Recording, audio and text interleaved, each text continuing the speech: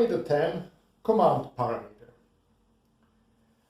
This parameter has in principle two functions. One is the reset to factory defaults, and the other one is to enable and disable milligram per cubic meter calibration for the S300.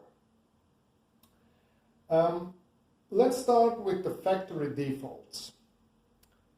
If you enable that, all your settings, all your auto setup values, milligram calibration points, whatever, everything will be overwritten to the default values except the device name. So be careful when you do that.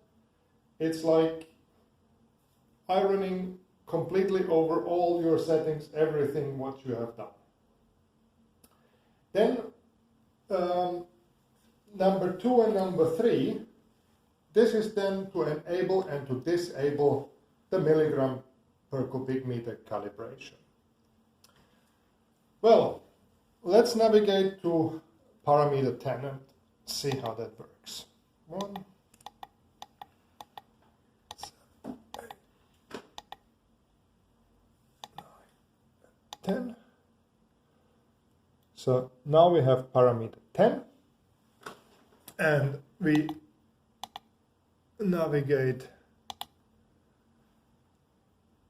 to the last digit, enable it to 1, and if I press now enter, everything will be overwritten. The complete memory is erased. You see? Now it's back to normal. Then number 2 and number 3. 5, 6, 7, 8, 9, 10. In order to enable or to disable the milligram per cubic meter calibration, you need to set this here discrete to be 2 enables it and 3 will disable it. So if we do that, let's enable it,